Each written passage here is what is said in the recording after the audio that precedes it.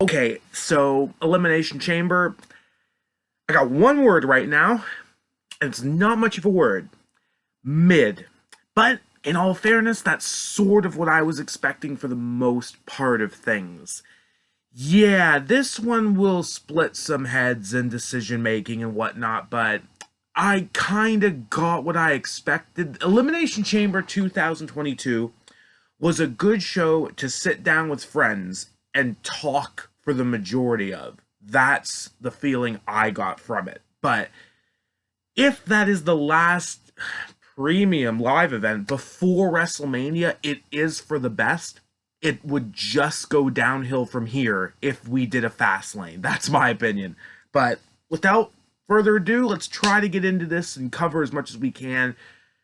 Okay, here we go. How's everyone doing? Your boy here, Apollo, from Down, Down to Up, Up, and of course today's topic of discussion is WWE Elimination Chamber. Granted, I like waking up and watching a show in the afternoon instead of waiting 6 hours in the evening because The Rumble was long, but it's the Rumble. This show did not at all compare, however, it had the same levels of questioning why was this so easy to predict. I think in all honesty, I only got one match wrong, and it ended up being on the kickoff, so I'm not that testy about it. And let's go into the kickoff then. We had Rey Mysterio and The Miz. Funny enough, I thought the Usos Raiders would make it here, and oh boy, I completely understand why it didn't now that we get to that, but hold up. Rey and Miz, probably the most solid match on the whole show, if I were to be honest, just because these two know how to work with each other, and on a kickoff, they actually were given the time to have a nice little match. Interestingly enough, Maurice was not at ringside. That was one of the big reasons I picked Miz. Dominic was getting away with a lot of cheap shots, but I thought Miz would turn it around, and for a second he did. That chair shot was brilliant at the end with Dominic. Dominic and Miz fighting over a chair on the outside while the referee was talking to Rey in the ring, and then Miz let go of the chair. He kicked the stairs and sold that he got hit with a chair. Dominic was ejected. Miz had a clear shot to hitting a skull-crushing finale on a distracted Mysterio, but instead got rolled up, and that was it. I didn't think we'd see Rey win this match, but I guess in the long run of things, it works for the feud, and it really didn't matter too much in the first place anyway. Funny enough, Miz was interviewed during the live show and said he needed to make a phone call to someone similar to his status to deal with Rey and Dominic. Now, including myself at the time, a lot of people screamed for a certain dashing one. But I have heard other reports that make much more sense, and knowing WWE, they'll do it. I think they're gonna pair Logan Paul up with The Miz. Yeah, I can buy it. I've only seen one report come about it, but I'm completely sold on it. They didn't have him wrestle last year at WrestleMania, and this year they're probably going to want to. They had a little talking segment on Miz TV a bit ago, and maybe it pays off to them working things out and trying to team. And then don't know. I assume Logan Paul would get the win at WrestleMania because it's WWE and that's just what I've come to expect of them.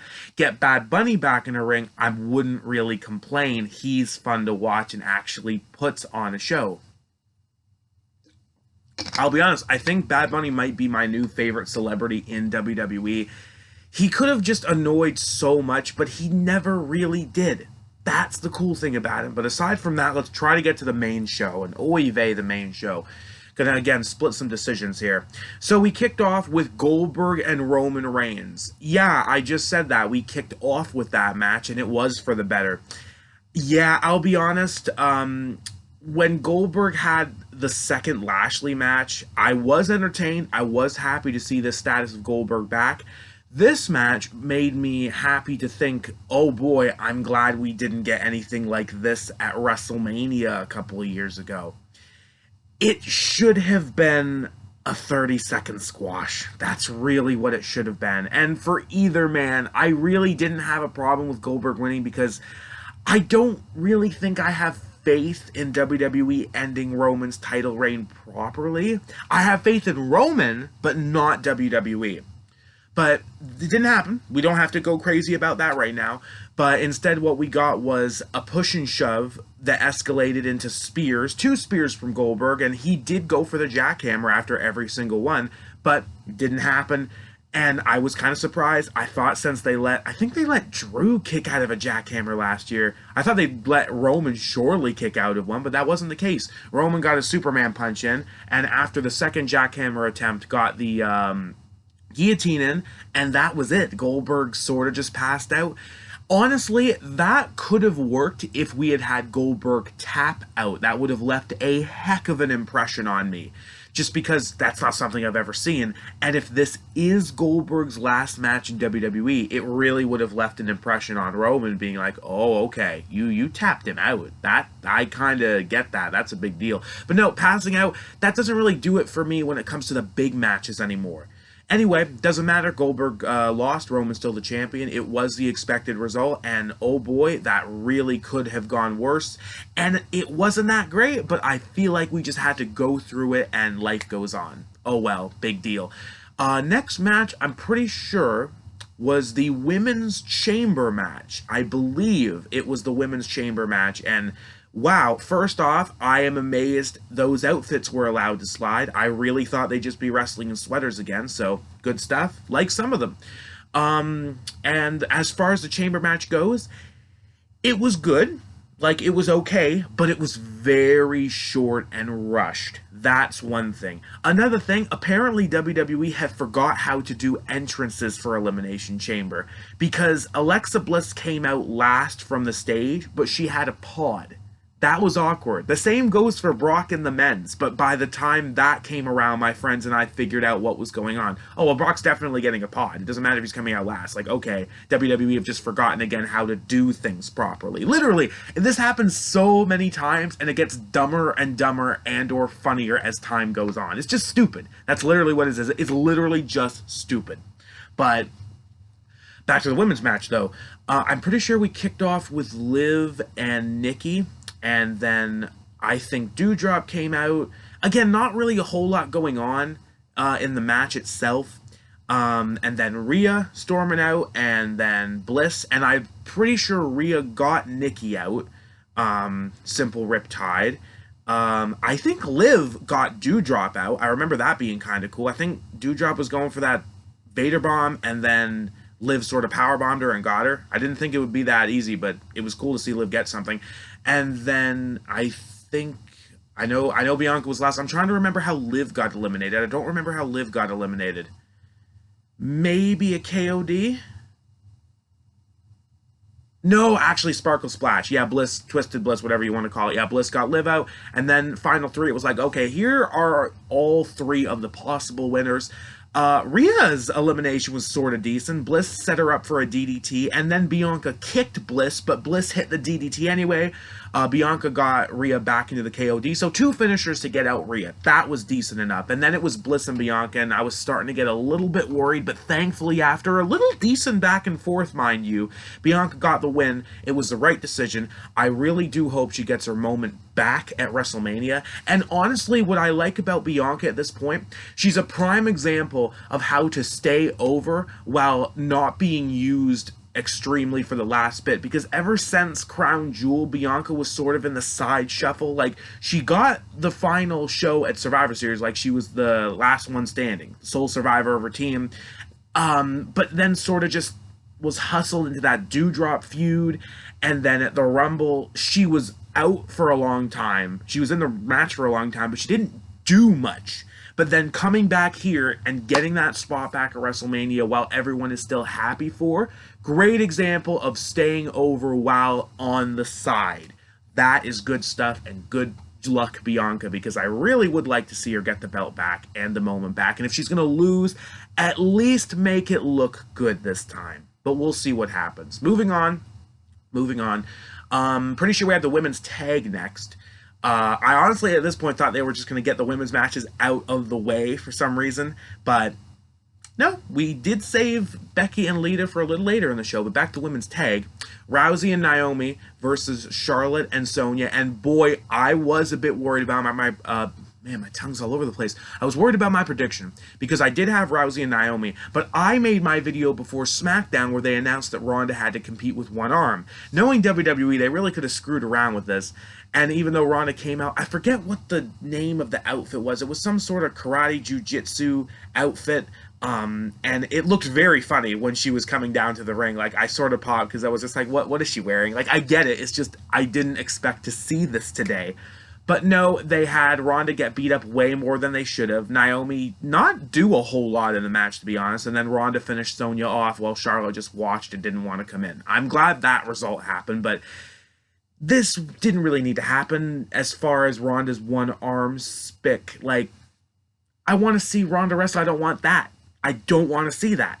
I really didn't need to see that. I would have rather Naomi take the heat and then Ronda go crazy on people. And then maybe you could have even given the final fall to Naomi. It really wouldn't have made a big difference to me as long as the match had been better than it was. It was just mid. Again, that's sort of how this show left. Like, the only things I'd really enjoyed up to this point were the women's chamber, but again, it was really short, and the kickoff. But now let's keep pushing again. So we've gone through 4 so far. What do we have left again? Okay, I think I got it. Drew and Moss. This was terrifying for the wrong reasons. Falls count anywhere. And Corbin was interfering like crazy, like I thought he would. And you guys, if you saw my prediction video, you know this match made me go back and forth like crazy. I thought I had solved my issue on who to pick for this. But again, if you saw my video, I was going crazy back and forth. I said Moss, I said Drew. But as far as my memory is concerned, I picked Drew. And if someone wants to correct me, gladly redirect me to that video if you feel. But I'm pretty sure I picked Drew. And thankfully, after a bit of scaring, because you saw Mad Cat Moss's bump on the freaking in the ring, like right in his head, I was like, please end the match. Oh my god, he landed right in his head. Please end the match. It was such a simple Drew move. I cannot understand how Moss got dropped on his head. Like, you know how they're sort of like springed up in the corner, and then Drew grabs them by the legs and just throws him over himself. Like, we did that, and he falls in his head. And I'm like, how is this even still going after 5 to 7 minutes? But it did. But thankfully, the right result came through. In the end, I didn't want to see Moss beat Drew, and it didn't happen. Corbin did not want to interfere after Drew pulled the sword out, and as crazy as it would have been for him to use it, you know it wasn't going to happen. Claymore to Moss, 1, 2, 3, things are going on, and Drew's still getting his revenge. And most likely Corbin at Mania, but they really have to drag it out now. That's something I'm not really looking forward to, unless Corbin and Drew is not the destination at WrestleMania. I'm cool if things change for the better, but we don't know. We don't know. McIntyre getting the win. Right decision in the end. Now, let's go on to the Raw Women's Championship match. I've seen a few reactions of this, and a lot of people are just sleeping on this. I actually enjoyed this way more than I thought I did. Like, really, I thought Lita and Becky would be the shortest women's match on the card, and I actually don't know if it was or wasn't, but I liked it. I did like it. I thought they worked well together and told a nice little story in there. The finishers were more than I expected, like Lita surviving the manhandle slam. Granted, it was a rope break, but I wasn't expecting that. I thought one and done. And then Lita gets a twist of fate in the moonsault. Becky kicks out of that. Awesome stuff. The finish, on the other hand, was a bit flat because Lita was picking up Becky. Becky just hits another Beck bottom, as I like to call it occasionally. And that was it. 1, 2, 3. Lita's not kicking out of that. Becky wins clean. Nice to see that for a change the past little bit. She beat Doudrop clean. She beat Lita clean. Ready for Bianca at WrestleMania. How and I guess different do we get there? I don't know if that match needs a stipulation or not. I don't think it will, but you never know. Anyway, don't know if Lita's done, but that was decent. I think I actually stood with myself on that was my favorite match the whole night. I know that might sound weird to some, but you have to remember, this was a match I didn't have high expectations for, and it did more than I wanted. I thought the Women's Chamber was going to be good. It was okay. I thought Rey and Miz was going to be good. It was good. And then Goldberg Reigns was sort of meh, and the rest of the car was sort of meh, and this was pleasantly surprising for me. So there you go. Now let's move on to Oy vey. This is where the show fell apart. Definitely where the show fell apart. Usos Raiders did not happen. The Raiders got attacked by the Usos during the entrance. The Usos brutalized them. Fair. And then they just played the Usos music as the refs were checking on the Raiders, and that was it. You're gonna do that second last? That was dumb. That was really dumb. I don't understand the reasoning behind that. I wasn't excited for this after the singles matches between an Uso and Raider the past few SmackDowns, and then they do this. It's like, oh my gosh, what is the reasoning? If someone couldn't compete, I get it, but that's still hilarious to see before the main event. And without a doubt, okay, let's get to the main event. Because, yeah, you know, it's just another gonna split ya. Here's the thing. Brock in the Rumble didn't make everybody mad because throwing people out doesn't really bury them. It's a Rumble. You're not getting pinned or submitted. You just get thrown out. And Brock's a perfect example of a human being who can throw whoever he wants out of his ring. Now we get to the chamber, where you got to be pinned or submitted to go. And oh boy, we really just buried everyone, didn't we? I didn't expect that, but it was very, very funny to see. Not the laugh funny, but just the, oh boy, this... Oh, you guys, man. Like, honestly, the story they've been telling for ages is that Brock and Roman are the only ones that are just the best people in the world in wrestling. So why should we be surprised that we saw this? But let's try to just get through the whole match. So the people in pods were Brock, Lashley, AJ Styles, and Riddle. I do like how Theory did his cell phone shtick, aka the Breeze, on everyone who was in a pod when he came out, and Riddle was just cool to like pose for the selfie, and Theory's like, I'm still gonna beat him. And then we had Rollins and Theory start, which was interesting because they had a little bit of a team up at one point when Rollins was deep in the Messiah gimmick. And then I'm pretty sure we had Riddle come out after. I think it was Riddle. Although I might be missing the spot already. Okay, in case I missed this. So this is where things got weird. Rollins powerbomb Theory through Lashley's pod into Lashley, and I'm already thinking, oh my goodness, they've done the Mark Henry spot again. But I haven't been able to get details on whether this was an actual miss, like if this wasn't supposed to happen. So in my head at this point, I think it was meant to happen. The pod was supposed to be broken and Lashley was supposed to be knocked out. Because what happened? They opened the door, Adam Pearce and a few other officials came in and doctors and just carried Lashley out. And kayfabe, he's been concussed? That doesn't sound right. Apparently, Lashley just didn't need to be beaten in this match. They've done stuff like this before. Remember Jericho in 2012? Didn't he get kicked and fall outside of the door and never officially got eliminated? Well, this happened to Lashley. He got carried out and didn't come back. And then the chamber was sort of still just normal. Then, when Lashley's pod lighted up, because we all knew Brock was going to be 6, Brock wasn't willing to wait because Lashley wasn't there anymore. He kicked the pod he was in out and F5'd everyone to death. One F5 to Rollins right away, out. F5 to Riddle, out. F5 to AJ, out. Literally just burying the field. And then of all the strangest choices, it's down to Theory and Lesnar, and Theory actually got to do a little bit of things. No complaints. I like Theory. He's a hell of a wrestler, and he's probably one of the reasons I still put up with half an hour of Raw every week. So he did get a bit of an ass kicking, but he got a low blow on Lesnar. He got his little roll through drop kick, but obviously it was like a 1 count, and then proceeded to again run away from Brock. He climbed up the chamber and actually looked like he was going to crawl out of the chamber from the top, but Lesnar stopped him. They were on a pod. What does he do? He F5s him off the pod. The landing did look good, though. Like, I wasn't too concerned for Theory by the landing. And you know Brock, he's gonna aim him the right way.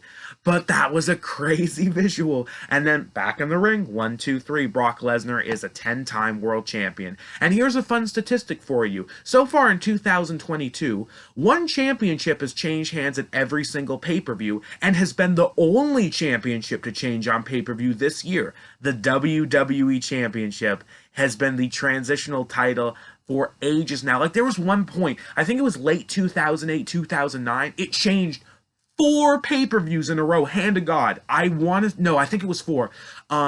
Triple H losing it to Edge at Survivor Series in 08. Jeff Hardy winning it in Armageddon 08. Edge beating Jeff Ford in 09, and then Edge losing it in the Chamber in 09. 4 in a row. And honestly, at this rate, I think we're going to set up 4 as well, because Roman Reigns beats Brock Lesnar at WrestleMania seems like the direction to go. And I'm starting to buy into the theories that The Rock will come out after the match and finally set up Roman Rock, because that's really all WWE think they can do left with Roman, because he's beaten everyone that they consider worthy. I don't know. Or at least feuded with everyone that they consider worth the time. But that's it. Brock Lesnar wins the championship. We all knew it was coming, but this time it definitely left more of a stank. But I'm enjoying Brock. He's fun, and I don't take WWE that seriously anymore. So a fun time. A fun time. Nothing I can detest seriously from this show, simply because I wasn't expecting anything big. This was way more mid, and definitely wasn't as good as Crown Jewel last year. But I had enough fun with my friends. That's all I can say.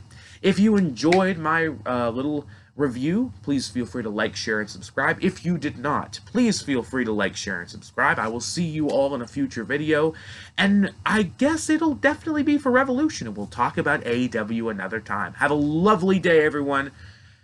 See you later. It's okay. It's over.